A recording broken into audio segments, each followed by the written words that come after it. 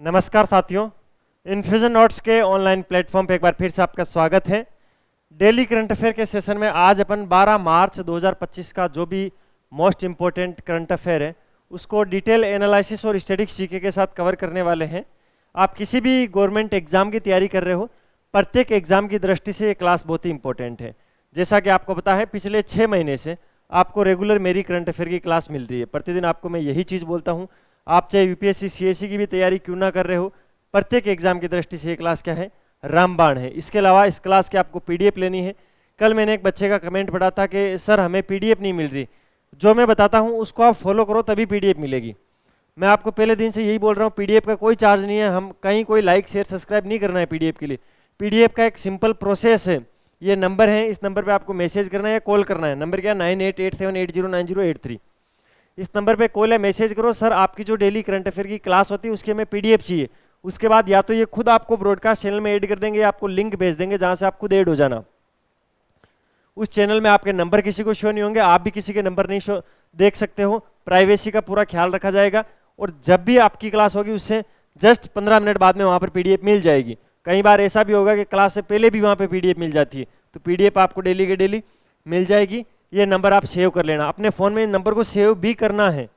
तब आपको बताना चाहिए, हम ब्रॉडकास्ट के अंदर जो डालते हैं ना वो तो आपके फ़ोन में तभी आएगा जब ये नंबर आपके पास सेव होंगे। ठीक है, तो ये सारी चीज़ें कर लिया करो, क्योंकि पीडीएफ में प्रत्येक क्वेश्चन के नीचे डिटेल एनालिसिस सिस्टमेटिक तरीके से लिखा हुआ मिल जाता है, जो कि आपको एग्जाम के अंदर बहुत हेल्प करेगा। यानी एग्जाम टाइम आप रिवीजन कैसे करोगे, तो इन सभी चीज़ों से आपको क्या करना है, रिवीजन भी करना है। इसके अलावा आपका कोई सवाल हो, आपको कोई चीज़ समझ में नहीं आती है, तो आप बेहिचक होकर कमेंट बॉक्स में बता सकते हो कि समय ये चीज़ समझ में नहीं आई, उसको समझाने की जिम्मेदारी मेरी रहेगी।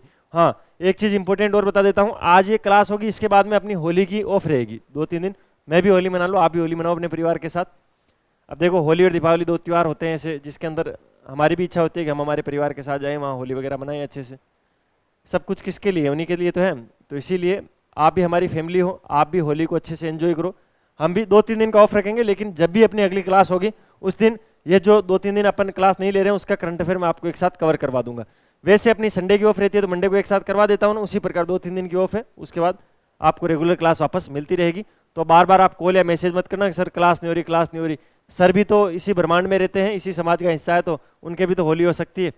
ठीक है, चलो आज की क्लास को अपन शुरू करते हैं। 12 मार्च की क्लास में क्या क्या इंपॉर्टेंट करंट अफेयर के क्वेश्चन है उनको देख लेते हैं। हाल ही में कितने करोड़ से अधिक श्रमिकों ने ई श्रम पोर्टल पर पंजीकरण किया है? भारत में ई श्रम पंजीकरण पोर्टल है जिस पर श्रमिक क्या करते हैं, अपना रजिस्ट्रेशन करते हैं। अभी एक आंकड़े आए हैं, बड़े शानदार आंकड़े हैं, जिनके अंदर ऐसा बताया गया है कि 30.68 करोड़ से अधिक श्रमिकों ने ई श्रम पोर्टल पर पंजीकरण कर दिया है, जिसमें 53.68% महिलाएं हैं। ये चीज भी लिखी हुई थी, यानी पुरुषों से ज्यादा महिलाएं श्रमिकों के रूप में इस पोर्टल पर रजिस्टर्ड हुई है, इस श्रम पोर्टल पर रजिस्टर्ड हुई है। टोटल संख्या की बात करें तो 30.68 करोड़, जिसमें से 53.68 करोड़ क्या है, महिलाएं हैं। अगस्त 2021 के अंदर इसको लॉन्च किया गया था, ई श्रम पोर्टल को।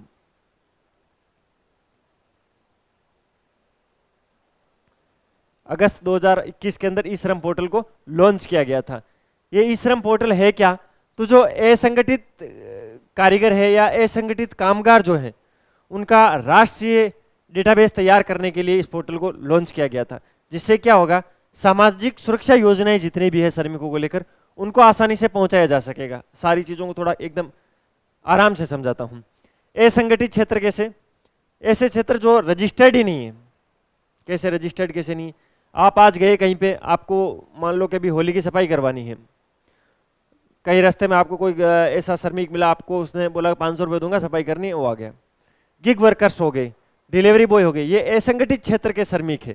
इन सभी श्रमिकों का इस पोर्टल पर रजिस्ट्रेशन होगा। उससे क्या होगा, इस प्रकार के श्रमिकों की सामाजिक सुरक्षा के लिए जो भी योजनाएं सरकार लाएगी उसके अंदर कौन कौन एलिजिबल होगा उसको देखना आसान हो जाएगा, इस पोर्टल पर वो रजिस्टर्ड रहेगा। तो ठीक है, इसके अलावा 2024 के अंदर लॉन्च किया गया था ई श्रम वन स्टॉप सॉल्यूशन, आसान पहुंच के लिए। 13 केंद्र सरकार की कल्याणकारी योजनाएं जो थी उनको एकीकृत किया गया था। कितनी, 13 सरकार की ऐसी योजनाएं थी जिनको एकीकृत करके ई श्रम वन स्टॉप सॉल्यूशन पर लाया गया था। ये चीज़ आपको ध्यान रखना है। अभी एक आंकड़ा आया था, इसके अंदर ये बताया गया 30.68 करोड़ जो असंगठित क्षेत्र के श्रमिक हैं उन्होंने ई श्रम पोर्टल पर पंजीकरण किया है, जिसमें से 53.68% महिलाएं हैं। ई श्रम पोर्टल अगस्त 2021 के अंदर इसको लॉन्च किया गया था। इसके अंदर होता क्या है, जो असंगठित कामगार हैं उनका एक राष्ट्रीय डेटाबेस तैयार करने के लिए इस पोर्टल को लॉन्च किया गया था, जिससे जो भी सामाजिक सुरक्षा योजनाएं हैं उनकी पहुंच को आसान बनाया जा सके, उनको एकीकृत किया जा सके। इसके अलावा करंट का एक डाटा मैंने आपको ये भी बताया था कि 2024 के अंदर ई श्रम वन स्टॉप सॉल्यूशन लॉन्च किया गया था, जिसके तहत क्या था, तो जिसके तहत 13 केंद्र सरकार की जो कल्याणकारी योजनाएं थी उनको एक ही जगह पर लाया गया था, उनका क्या किया गया था, एकीकृत उनको किया गया था। ये चीज आपको ध्यान रखनी है। अब चलते हैं अगले क्वेश्चन पे। अगला क्वेश्चन क्या है,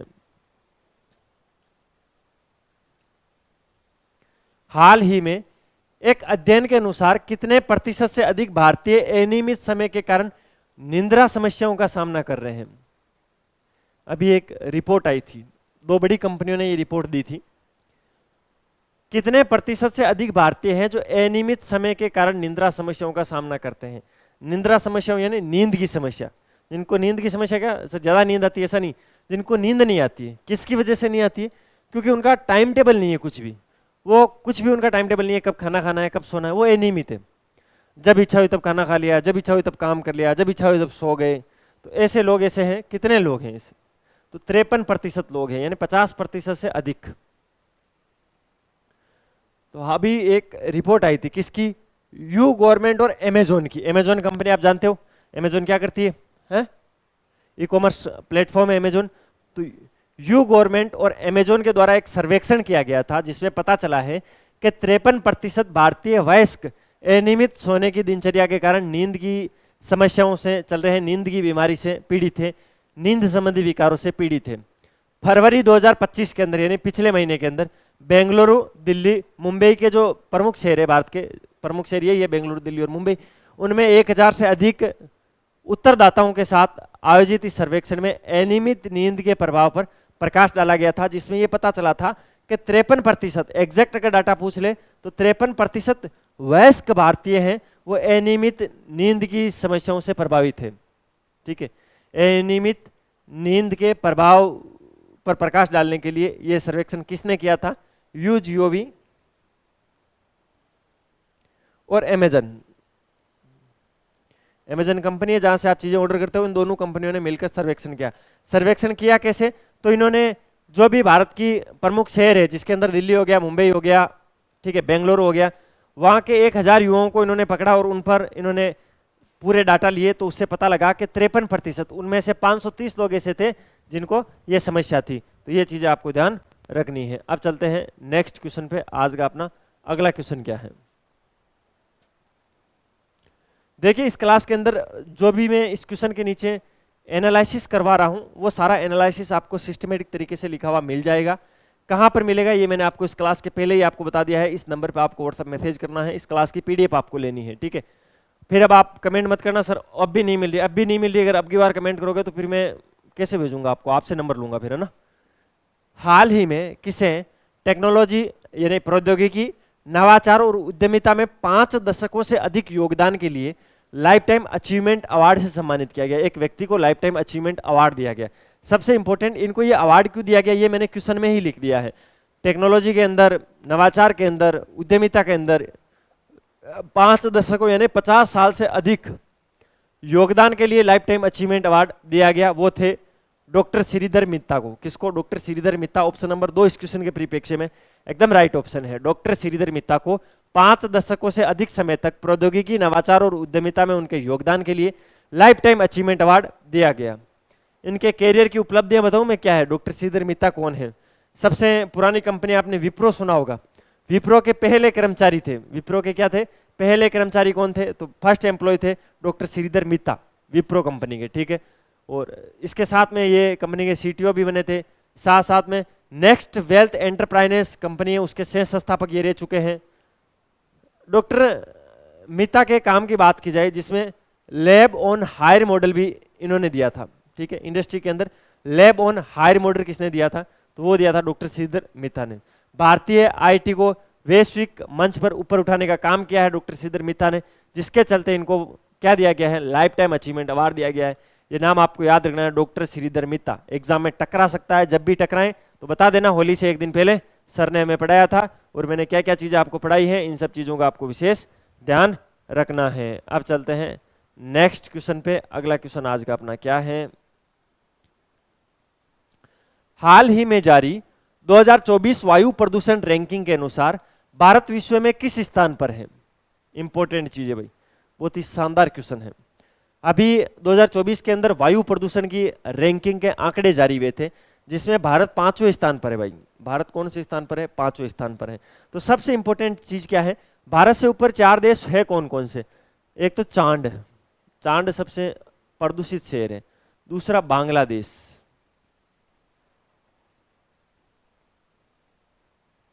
ठीक है, चांद देश सबसे प्रदूषित शहर के अंदर सबसे ऊपर आया था, ठीक है। इसके अलावा तीसरे नंबर पर है एक बहुत घटिया सा देश आता है वर्ल्ड के नक्शे पर, अपना पड़ोसी देश, क्या है उसका नाम, PAK लिखा है, नहीं, पाकिस्तान। एक कांगो देश है,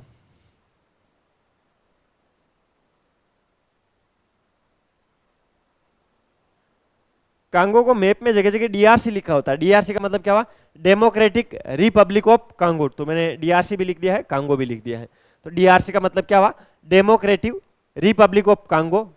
चांद, बांग्लादेश, पाकिस्तान। चांद सबसे प्रदूषित शहर, दूसरे नंबर बांग्लादेश, तीसरे पाकिस्तान, चौथा डेमोक्रेटिक रिपब्लिक ऑफ कांगो। उसके बाद में 5वें स्थान पर आता है अपना भारत। तो भाई प्रदूषण कम किया करो। स्मोग रैंकिंग के अंदर, वो भी स्मोग रैंकिंग समझ, तो स्मोग यानी धुएं, धुएं की रैंकिंग के अंदर 5वें स्थान पर है भारत में। औसत PM 2.5 जो इस वर्ष है वो 7% से गिरकर 50.6 मिलीग्राम घन मीटर हो गया भाई। 20 सबसे जो प्रदूषित शहर आए थे इस सूची के अंदर, उसमें से 12 शहर भारत के थे।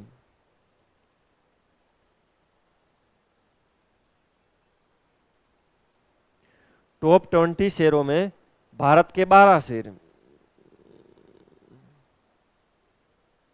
यानी इस सूची के अंदर 20 सबसे प्रदूषित शहर बताए गए थे कि पहला ये है, दूसरा ये है, तीसरा है। उसमें से 20 में से 12 भारत के आए हैं भाई। तो अब आप देख लो प्रदूषण का लेवल क्या होता जा रहा है। WHO वर्ल्ड हेल्थ ऑर्गेनाइजेशन के हिसाब से 5 मिलीग्राम घन मीटर से अधिक के स्तर की सिफारिश नहीं करता है। WHO ये बोलता है कि 5 मिलीग्राम घन मीटर से अधिक धुआं नहीं होना चाहिए। और पिछले साल भारत के मात्र 17% शहरों ने, कितने, 17% शहरों ने WHO की इस बात को माना है। यानी WHO की इस बात पे खरे उतरे कि हमारे शहर में 5 मिलीग्राम घन मीटर से कम धुआं है। बाकी के जो शहर बसते हैं, कितने, 83% शहर हैं और WHO के इस बैरियर को तोड़ चुके हैं, ठीक है। ये चीज आप ध्यान रख लो। 20 जो सबसे प्रदूषित शहर मैंने बताया, उसमें से भारत के 12 शहर हैं। और उसमें टॉप पर जो देश था वो बर्निहाट देश था, बर्निहाट। 20 में से 12 शहर भारत के हैं। भारत 5वें स्थान पर है। पहले स्थान पर चांद, बांग्लादेश, पाकिस्तान, कांगो। इस रिपोर्ट में से कोई भी क्वेश्चन पूछ ले तो गलत नहीं होने चाहिए। मैं सारी चीजें वापस बता देता हूं आपको। क्वेश्चन क्या था, हाल ही में जारी 2024 वायु प्रदूषण रैंकिंग के अनुसार भारत विश्व में किस स्थान पर है। भारत 5वें स्थान पर है। चांद, Bangladesh, Pakistan, democratic Republic of Congo के बाद स्मोग रैंकिंग 5वें स्थान पर भारत है। PM 2.5 इस वर्ष 7% गिरकर 50.6 मिलियन प्रति घन मीटर हो गया है। सबसे प्रदूषित 20 शहरों के अंदर भारत के 12 शहर हैं। सबसे प्रदूषित शहर बर्नियाट है। WHO ने ऐसा बोल रखा है कि 5 मिलीग्राम घन मीटर से अधिक स्तर नहीं होना चाहिए स्मोक का, लेकिन पिछले वर्ष केवल 17% शहर ही है जो उस मानक को पूरा कर रहे हैं। बाकी 83% शहरों के अंदर इस चीज को फॉलो नहीं किया जा रहा है। ये चीज आपको ध्यान रखनी है। अब चलते हैं अगले क्वेश्चन पे। आज का अपना अगला क्वेश्चन क्या है,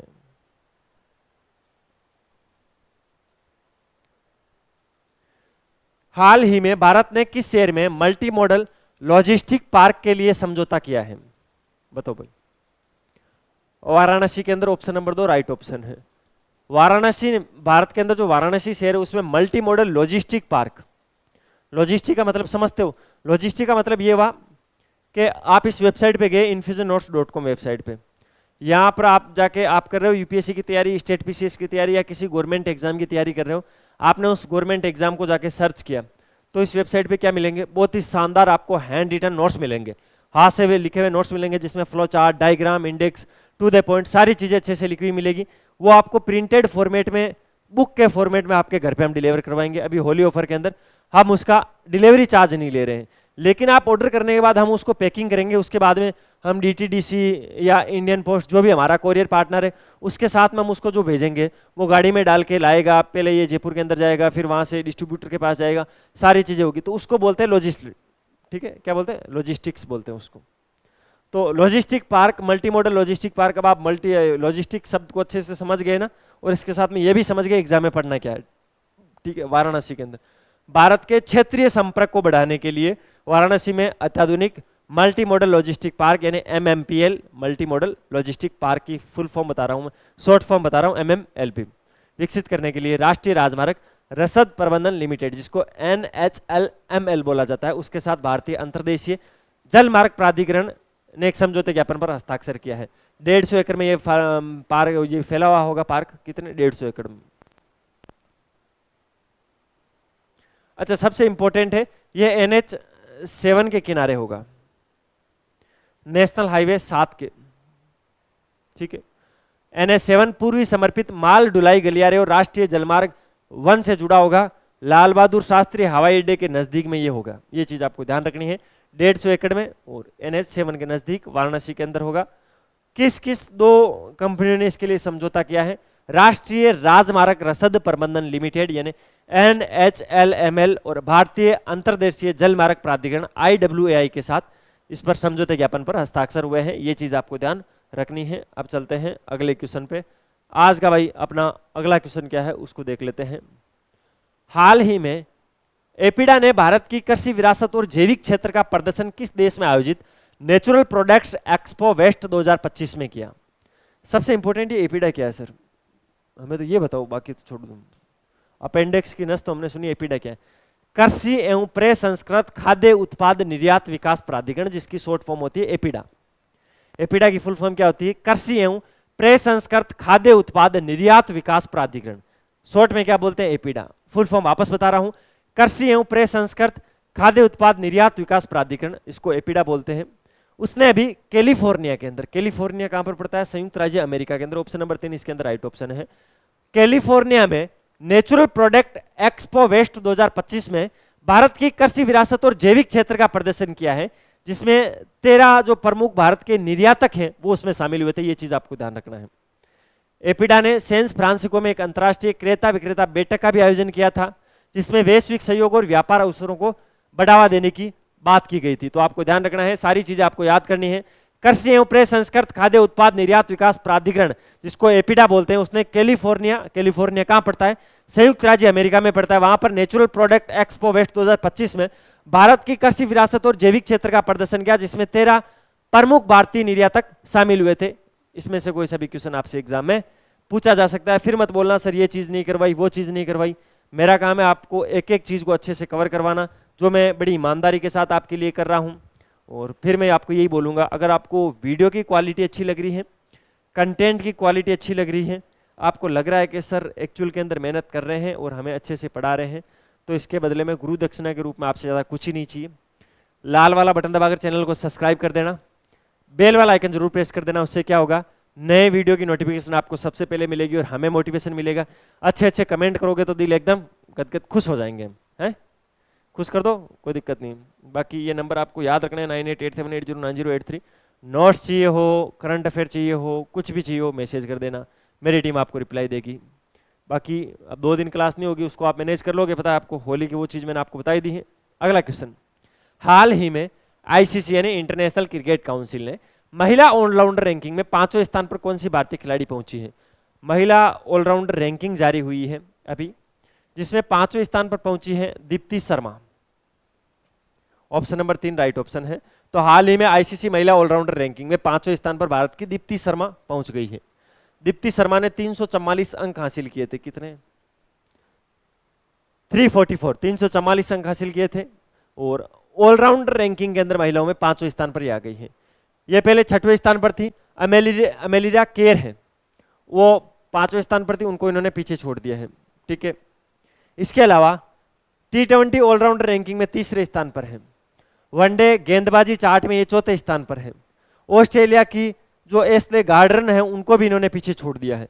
दीप्ति शर्मा एक ऑलराउंडर प्लेयर है भारत की, बाएं हाथ से तो बल्लेबाजी करती है और दाएं हाथ से ऑफ ब्रेक गेंदबाजी करती है, तो बड़ी खतरनाक खिलाड़ी लगती है। बैटिंग करते टाइम अलग हैंड का यूज, बॉलिंग में अलग हैंड का यूज है ना, तो आपको ध्यान रखना है। वो बाएं हाथ से तो बैटिंग करती है, बैटिंग बाएं हाथ से करती है, और बॉलिंग करनी हो तो दाएं हाथ से ऑफ ब्रेक डालती है। इस प्रकार के खिलाड़ी बहुत ही कम होते हैं, ठीक है। दीप्ति शर्मा, ठीक है। बैटिंग करते टाइम अगर एक हाथ पे ज्यादा जोर पड़ेगा तो बॉलिंग तो वैसे भी दूसरे हाथ से करनी है, तो फिर अच्छा ही आएगा रिजल्ट, है क्या दिक्कत है, दोनों हाथों का प्रयोग। साहित्यक अकादमी का वार्षिक साहित्यक महोत्सव 2025 कहां आयोजित किया जाएगा? भाई ये क्वेश्चन शायद मैंने आपको एक बार पहले भी पढ़ाया था और ये इंपॉर्टेंट है। साहित्यक अकादमी का जो वार्षिक साहित्यिक महोत्सव है वो रविंद्र भवन, कहाँ, रविंद्र भवन के अंदर आयोजित हो गया। आज इसका लास्ट डे है। रविंद्र भवन कहाँ पर पड़ता है भाई? तो रविंद्र भवन पड़ता है नई दिल्ली के अंदर। नई दिल्ली के रविंद्र भवन के अंदर इस बार का जो साहित्यिक महोत्सव 2025 से उसका आयोजन किया गया। 7 से 12 मार्च तक चला था ये, 7 से 12 मार्च 2025। तो 12 मार्च, आज क्या 12 मार्च ही है, तो ये आज इसका समापन है। केंद्रीय संस्कृति मंत्री है गजेंद्र सिंह शेखावत, उन्होंने 7 मार्च को इसका उद्घाटन किया था। प्रमुख नाटककार है महेश दत्तानी, उन्होंने पुरस्कार समारोह के अंदर मुख्य अतिथि के रूप में भाग लिया था। और अभिमन्यु चटर्जी ने सारी चीज़ों का वहाँ पर व्याख्यान दिया था, यानी स्टेज को होस्ट किया था। ये सारी चीज़ आपको ध्यान रखनी है। 7 से 12 मार्च नई दिल्ली रविंद्र भवन। ये था भाई 12 मार्च 2025 का करंट अफेयर, जिसको मैंने डिटेल एनालिसिस और स्टैटिक्स जीके के साथ आपको कवर करवाने की कोशिश की। अगर आपको वीडियो की क्वालिटी, कंटेंट की क्वालिटी और हमारी मेहनत अच्छी लग रही है तो लाल वाला बटन दबाकर चैनल को सब्सक्राइब जरूर करना, बेल वाला आइकन प्रेस करना, उससे नई वीडियो की नोटिफिकेशन मिलेगी। वो सारी चीज़ें मैंने आपको बता दी है। पीडीएफ कैसे लेना है वो भी मैंने आपको इन्फॉर्म कर दिया, तो आपको यहाँ से पीडीएफ भी ले लेना है, ठीक है। मिलते हैं होली के बाद नए सेशन के साथ, तब तक अपनी तैयारी जारी रखो, अपने स्वास्थ्य का ध्यान रखो। होली में दबा के कलर खेलना, मैं उस पक्ष में नहीं हूँ, पानी बचाना, जल ही जीवन है, दबा के कलर खेलना, ठीक है। दीपावली होती है तो अब भी मैं आपको बोलता हूँ दबा के पटाखे फोड़ना, कोई नहीं होगा जो देखा जाएगा वायु प्रदूषण, अपन उस चीज़ में से नहीं है। ये 2 ही तो त्यौहार आते हैं यार, मर जाएंगे वैसे भी है। और आजकल तो वो रील ज़्यादा ही चलती है, उसके अंदर ये छोटे छोटे बच्चे हैं, उनकी रील आती है, फिर उसके बाद वो बोलता है हम इनके लिए बचा रहे हैं ग्लेशियर, हिमालय पिघलने दो, ऐसी पीढ़ी को मरने दो, है। तो कुछ नहीं है, एंजॉय करना, दबा के कलर खेलना, दबा के मजे करना है। और फिर एग्जाम, जब ये होली हो जाएगी उसके बाद वापस एग्जाम की तैयारी में अच्छे से लग जाना। ऐसे सोचा करो त्यौहार जब आता है ना कि 3 दिन का मेरे पास टाइम है, 3 दिन में किताबों को रखूंगा, 3 दिन फुल एंजॉयमेंट, किसी की नहीं सुननी है, दुनिया क्या कहती है दुनिया कहती रहेगी, दुनिया का काम कहने का। जो जो मन में इच्छाएं हो रही है ना जागृत, सारी इच्छाओं की पूर्ति कर लेना। उसके बाद 3 दिन बाद में सारी पूरी दुनिया से हट के फिर वापस पढ़ाई पे फोकस, ठीक है। ऐसा नहीं है मैं पढ़ूंगा भी, होली भी खेलूंगा, और सारी चीजें वन टाइम एक काम, एक बार में एक ही काम करना है। पढ़ना है तो पढ़ना है, होली खेलनी है तो फिर होली खेलनी है, ठीक है। तो भाई मैं तो 3 दिन फुल एंजॉय करके आऊँगा, आप अपना जानो।